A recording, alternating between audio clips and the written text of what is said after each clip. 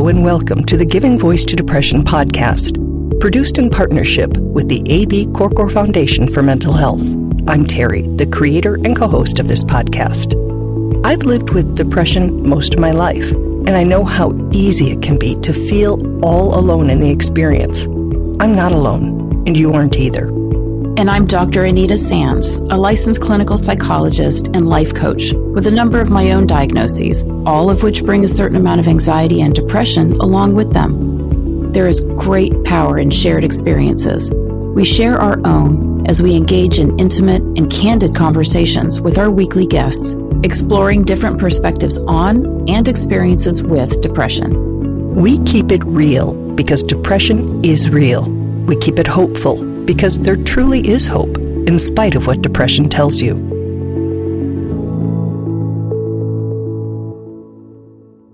Hi, Terry. Hello, Anita. So in this episode, we're going to continue our year-end focus on mental health management tools, the kind that are available to all of us at no cost, with no need to make an appointment, find transportation, or deal with possible side effects. We're going to offer these as sort of a year-end gift, as options. Give these practices a try, and if they work for you, great. You have a new way to help yourself through dark times. If they don't, put them aside and maybe give them a try later, because there have been times, I know in my own mental health journey, that I was open to this kind of work, and there were times I haven't been. They are all widely used and backed up by extensive and credible research. Last week, we explored the power of breath and mindful self-compassion. In this episode, we're going to step back after this introduction as our guest offers 3 practices that we recommend that you download, save, and use at your convenience. Here is Dr. Barbara Moser, a trained teacher in mindful self-compassion, guiding us through a 3-minute stop practice, a 6-minute calm practice, and an 8-minute self-compassion break.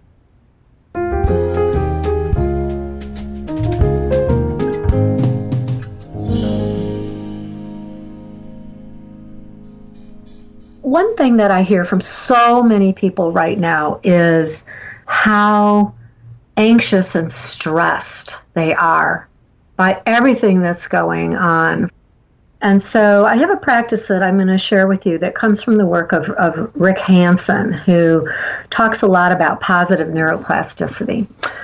And, you know, with any practice, you are in charge. You can close your eyes or not close your eyes. You can listen and follow instructions, but if it's not feeling right for you, if it's bringing up tough feelings, please just disconnect from it. There is just no reason to stick with it if it's not feeling supportive to you. So, first of all, I just invite you to, wherever you are right now, just get some sense of being okay. So if you're sitting in your chair, maybe just wiggling around a little bit, feeling that the chair is supporting you. If you're standing, just noticing what the surface is upon your standing. And then for both sitting and standing, you can feel your feet touching the floor, the carpet, the earth, the ground, wherever that is, and just feeling that connection between your feet and what's supporting you. And maybe even looking around your space, visually turning around, looking around, wherever you are, perhaps seeing some familiar objects. And if this is true for you, recognizing that, okay, in this moment, I am relatively safe, or I'm safe enough. And again, I'm fully recognizing that this is not true for all of us. But if it is, kind of naming that for yourself. Okay, I'm really okay where I am right now. It's okay to be here right now. And now becoming aware that you're breathing.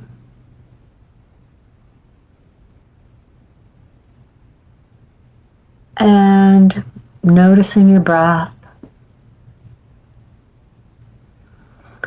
Feeling the breath going in, feeling it moving out.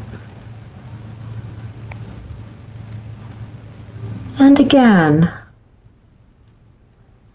if this is true for you, noticing that, okay, my breathing's okay right now.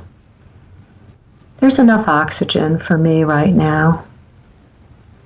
You know, I'm doing all right. I'm doing okay. And now I'll invite you to take one or more breaths where your exhalation is longer than your inhalation. And we can do this together. So maybe we breathe in to the count of 3 and we'll breathe out to the count of 6. So let's just try that. So take a breath in, 2, 3, and out. 2, 3, 4, 5, 6. And another one. In, 2, 3, out. 2, 3, 4, 5, 6. And if the timing's not right, just make it right for you.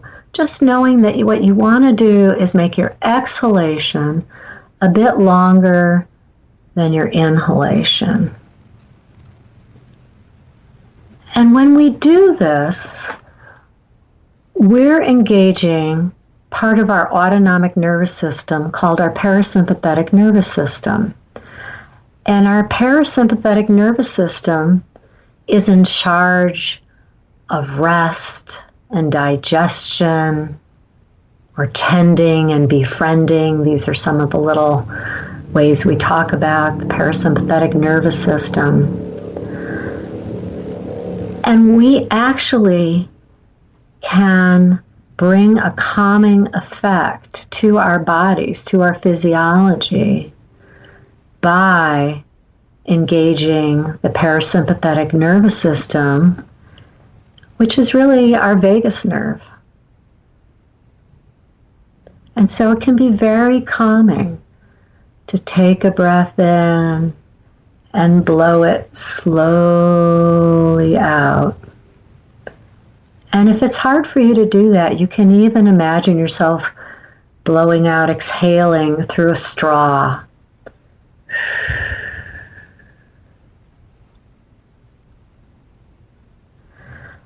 And if you take those few breaths and you notice that it does feel calming, stay with it for a little while.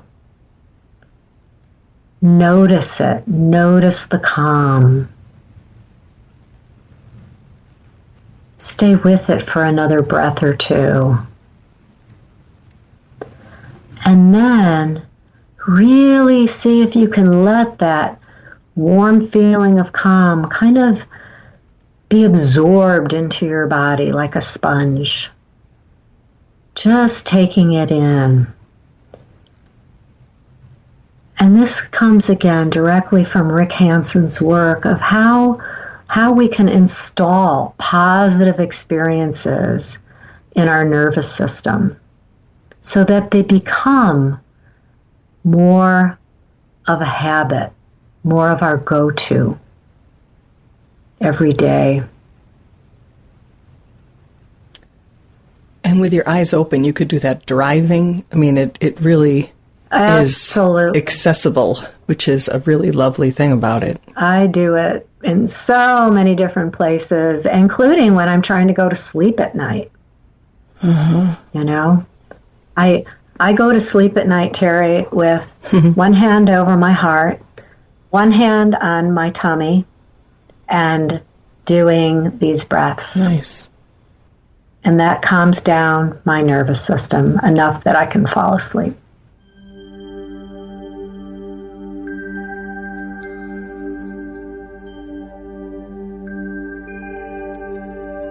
And now, the 6-minute stop practice. in a moment, I'd like to just offer you a very quick practice.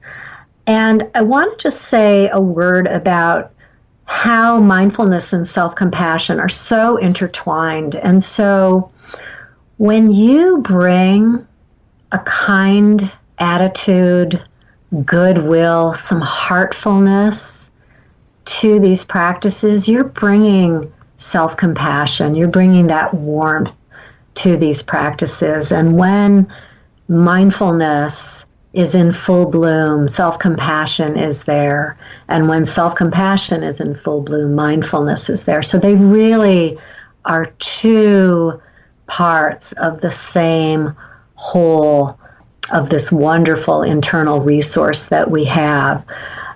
And just know that there are also many self-compassion practices that you can also learn about. So I'd like to offer a very quick practice called the stop practice. And what the stop practice does is it really gives some structure to pausing. Pausing is an amazingly mindful and self-compassionate action that we all can take. Because again, it helps us to respond and not necessarily just react. So stop, the letter of the word stop, each stands for part of this practice. So let's do that together right now. So S, stop. Stop what you're doing. T, take 3 deeper breaths.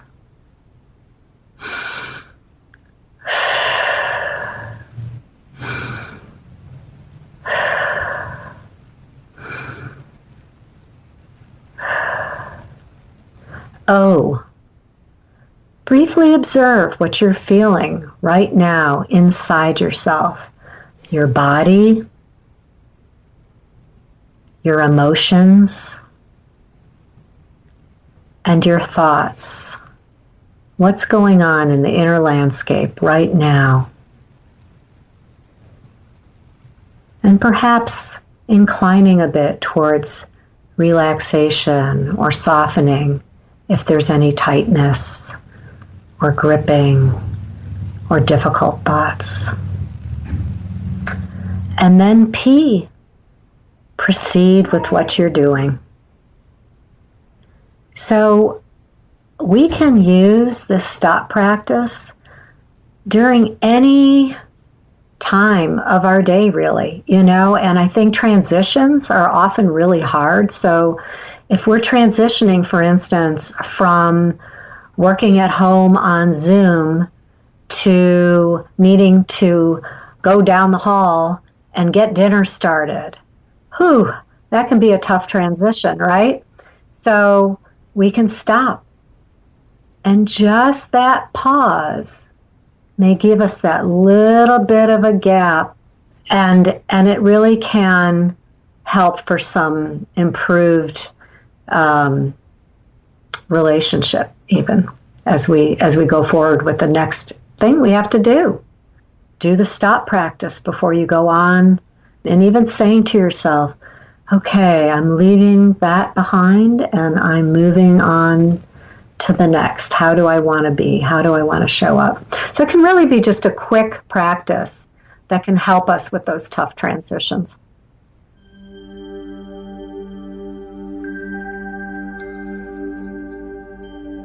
And the final practice Barbara offers is an 8-minute-long mindful self-compassion exercise. So I'd like to lead a brief self-compassion break. And this brings the 3 parts of self-compassion, as defined by Kristen Neff, into the practice, which are mindfulness, common humanity, and self-kindness. So I also just want to remind you that when we practice self-compassion, we need to be self-compassionate. So in a few moments, I'm going to invite you to think of a difficult situation in your life that you can work with for the purpose of this practice. And I know how easily it is sometimes for us to get pulled into very difficult memories, situations, even trauma. And when you're just learning, do your best not to go to those places, okay? Because we're practicing and we need something a little more mild or moderate with which to practice. Because otherwise, if you get overwhelmed, you can't really learn it or practice it. You can do this practice with your eyes open or your eyes closed. And please just know that if at any point you're feeling in any sort of distress, just disengage from the practice. If you're sitting, you can stand up. If your eyes are closed, you can open them. If you're listening, you can turn off the device from which you're listening, okay? And look outside, look at something beautiful, listen to sounds in your room, all right? So just know that this is just, if it feels okay, go through the whole practice. So, again, right now, I'll invite you to think of a situation in your life that is giving you some degree of stress. It's difficult. Could be a more minor health problem. Could be a problem in a relationship. Could be that you were disrespected in some way. Could be a work problem. Okay? And again, choosing a problem that's in the mild to moderate range, perhaps a 3 or a 4 on a scale of 10, 10 being the hardest. And really bringing the situation to mind, kind of feeling your way into it. What did you see? Where were you? Who else was there? What were you feeling at the time? What was said? So really getting enough of the situation in mind that you can work with it for this practice, a little bit of distress. And now we're going to bring the 3 parts of self-compassion to the practice. So saying to yourself very clearly, this is a moment of difficulty. This is a moment of difficulty or of struggle.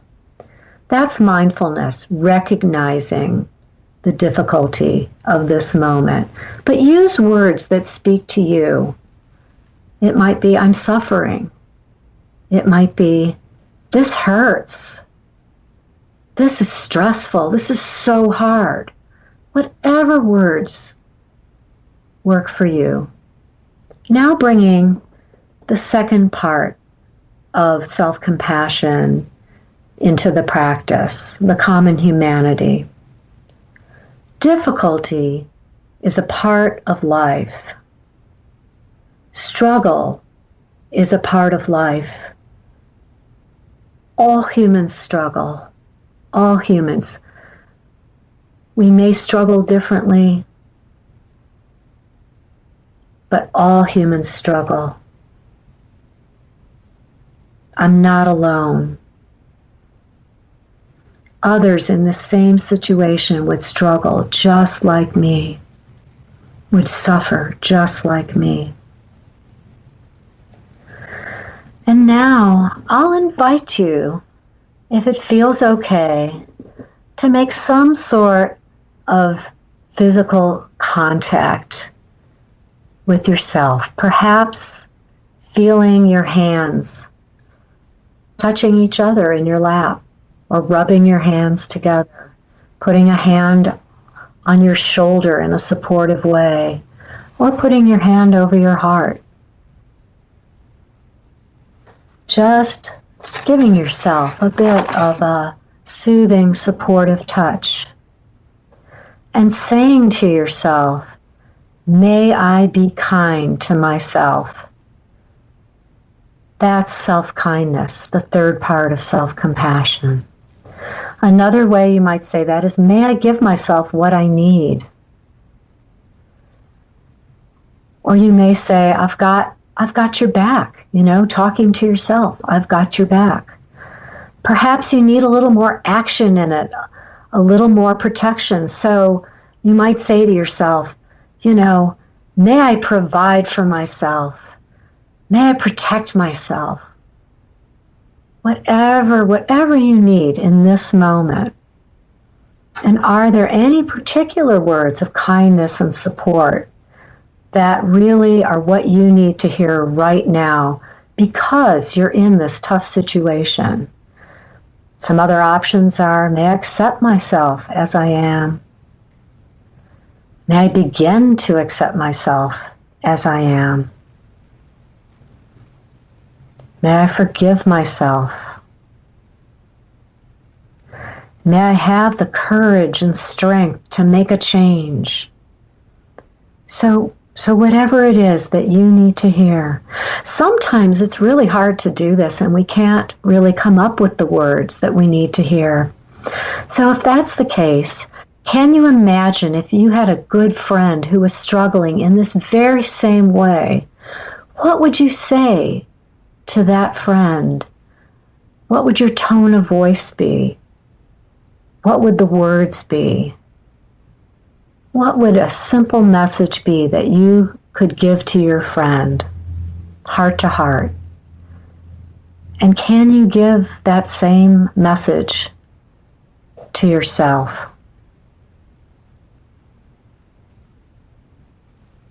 So that's the self-compassion break. It comes from the Mindful Self-Compassion program. And it can be done very quickly. I use this practice all the time in just seconds, 10 seconds, just to take that mindful and self-compassionate pause that I need to care for myself in that moment. Thanks for practicing with me.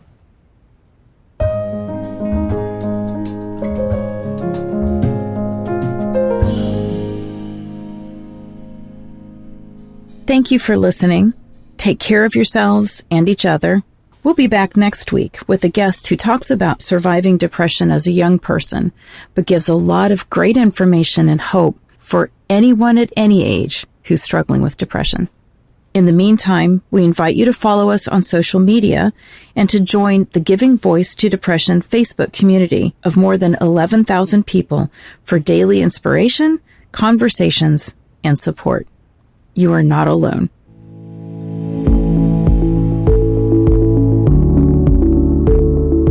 We truly hope that our podcast brings a little more understanding, helps you better articulate and reflect on your own experience with depression, or better understand how to support someone else who is struggling.